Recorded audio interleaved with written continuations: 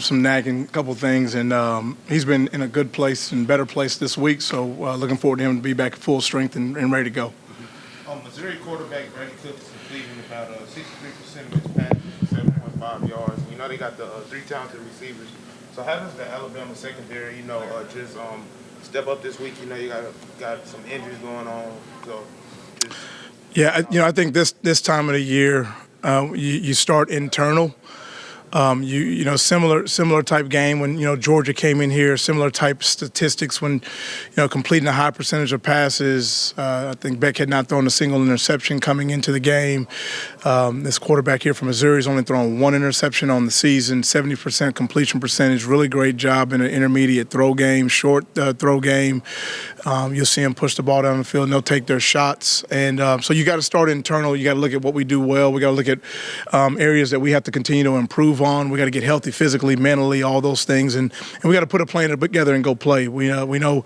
I think at this time of the year, every single team is probably dealing with something. Maybe a guy down or some type of adverse situation that they're going through. So there's a little bit of a next man up mentality. But I think you guys have heard me sit in front of you for a while, talk about depth for a long time, and I think what you're seeing come alive right now, maybe like an 18-year-old guy, Bach, who just had his first career interceptions at Tennessee, but maybe a month and a half ago wasn't maybe the caliber of guy that he's kind of trending into now. So we know that through the back half of the season, we got to continue to develop the depth of the roster. I think we're in a situation like most teams right now where some of these guys that maybe were not starters at the beginning of the year, we're relying upon to have meaningful reps for us. And then at the end of the day, no excuses. We got to find a way to go battle in the SEC and go find a way to go get a W. Can you elaborate on the skill sets that you see on film from Luther Burden and Theo Weiss? Yeah, if you look at Luther Burden, I think he's going to end up being a high draft pick. Very good in the intermediate throw game. He runs your whips, your pivots, your option routes. He has the speed on the GPS and on film to take it over the top, create separation.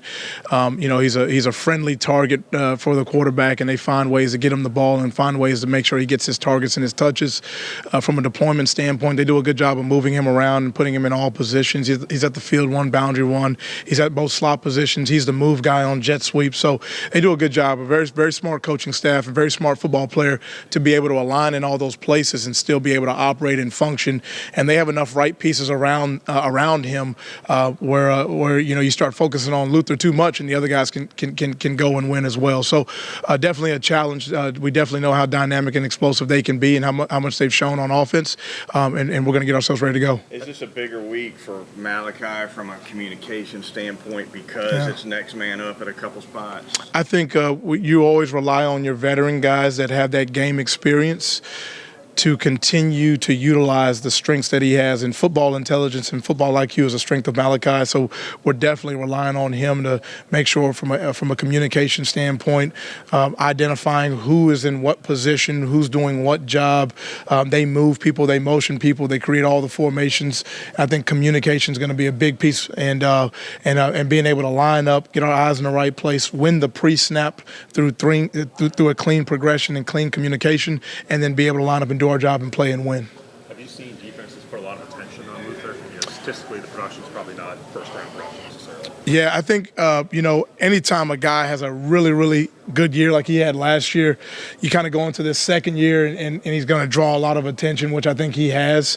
You're definitely identifying where he is every single snap and knowing, what from a deployment standpoint, where they're putting him. And so he's going to draw a lot of attention. And I think that's why you're seeing some of the numbers of the other guys come alive, where the ball has been spread around a little bit more to some other guys. Weiss, number one, has done a good job for them all year as well. So we're aware of all the playmakers they have, and we certainly know we got our work cut out for us. We got to get ourselves lined up, get ourselves in a good space to go play and compete and win. When you see receivers kind of running free on some deep routes like you did last week, what is kind of your assessment of that, and what do you do in order to fix it? Well, I think every single coverage you run, you're always starting with the 4 vertical throw game and, who's responsible to be over the top. Sometimes on film, maybe at the end of the play, it may look as if a guy is in the vicinity of a guy. Well, he's supposed to be there and be on top. Well, you got to know the entire coverage concept, how you're pushing coverages and who's really supposed to be there. Ultimately, we just need everybody to do their job, and I think staying on the upfield shoulder and staying on the deep on the upfield shoulder routes and winning in the deep part of the field, something we got to continue to emphasize and put an emphasis on. And ultimately, we got to erase over the top and big shots over the top. So, it's a piece of the offense. It's a piece of what people are trying to do. You got to stop the run. You got to win situational football. You got to win in the deep part of the field. You got to set edges. You got to make sure they kick the ball in the red zone. And, winning in the deep part of the field is a big part of the what an offense is trying to do, something we got to continue to take away. Would you say schematically maybe those deep shots are something that offenses think they're invited to take because maybe other things are taken away? Well, I think if you're playing post-safety spacing sometimes, and, it's, a lot of people on film right now, a lot of who they are is very evident. So, if you're seeing some of these zone situations where people say, well, how can I get a guy up the seam maybe? And we're always combating, trying to find ways to combat that, how we're leveraging routes, how we're staying over the top of things. So we know a copycat things will show up at this time of the year. A lot of September football, when you come out of training camp, you're using rules. People are still trying to figure themselves out. People are trying to figure each other out. When you get 7 and 8 games in, there's a lot of video evidence of things. And so, copycat plays will come alive. And how do we combat certain things that maybe were a hole or a leak or something that we gave up over the top or in a run gap or whatever they may be? And we got to put things to bed. So, offense is going to say now, okay, well, they've taken care of this issue. How do we attack them in a different way? So it's a back and forth. It's a chess match, and we got to continue to, show multiple variations of coverage on the back end and make it as difficult as possible for quarterbacks to find ways to get the ball over the top. When you get to moments like this where there's been a few losses or maybe the external noise is kind of getting loud, is that where having been a head coach is helpful for you? I remember at one time at Buffalo, we started the season off at 0-3. We had a tough loss against a really good Coastal Carolina team, and how do you you're 0-3, you started the season off tough, and we come back and we're able to rattle off I think 6 straight wins and get ourselves different league, different scenarios, but you can learn from the poise that you have to have in adverse situations. Really what comes alive is the DNA of who you are. And so you lose a tough game on the road to Tennessee. There's lessons to be learned through every single thing that we do. Ultimately, what's the objective? We're trying to play our best football as the season goes along, build depth, continue to build the growth of our roster, continue to develop the depth of our roster, put our players in a position to be successful. And on game day, it's about being game ready and putting yourself in a position to go win. Every other thing that doesn't really involve that is noise and distractions. Now, they can be real, and so the mental toughness piece is, can you block out things that decrease our chances of winning and focus on what it takes to win? So you got to focus on doing our job. We got to focus on the trust that we have to have, that if a guy's supposed to be in a certain position, make sure he's there. And us as coaches, getting our guys focused on the job at hand, the job at task. This week it's Missouri homecoming game at home, and we got to find a way to go get a W. Coach, you were a little backpack off of that, but you were talking about it's back half of the season, morale is getting a little low, players are getting tired. What are you and the coaching staff doing to keep that morale high and getting ready for this game? Yeah, I don't know about the morale piece. I mean, I just think right now it's just football's hard.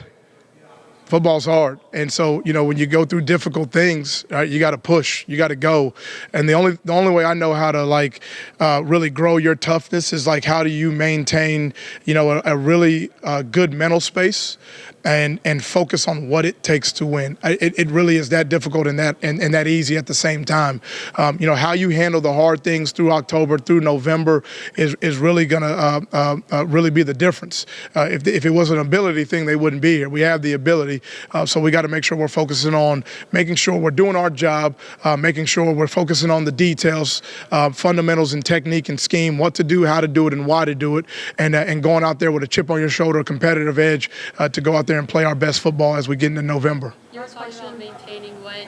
What have you liked about this team, and what have they maintained this whole season? I think a great question. I think our guys keep showing up. Going on the road at Tennessee, we didn't get the end result that we wanted, but we certainly gave ourselves a chance.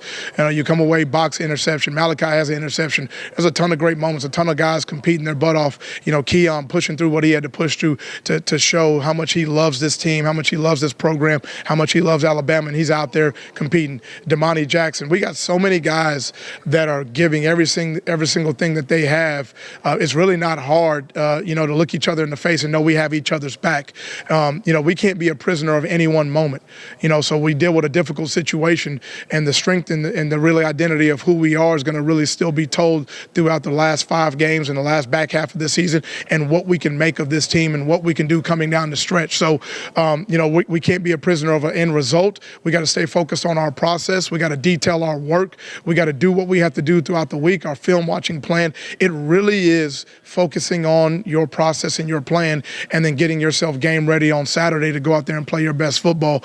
We got a locker room full of guys that have really been committed and shown the strength and the togetherness of pushing through a lot of stuff through this season. So I'm proud of where we are. I'm proud of the guys. We're going to fight our butt off to get 1-0 one more week, and then we'll get to our bye week and see what we got to do moving forward.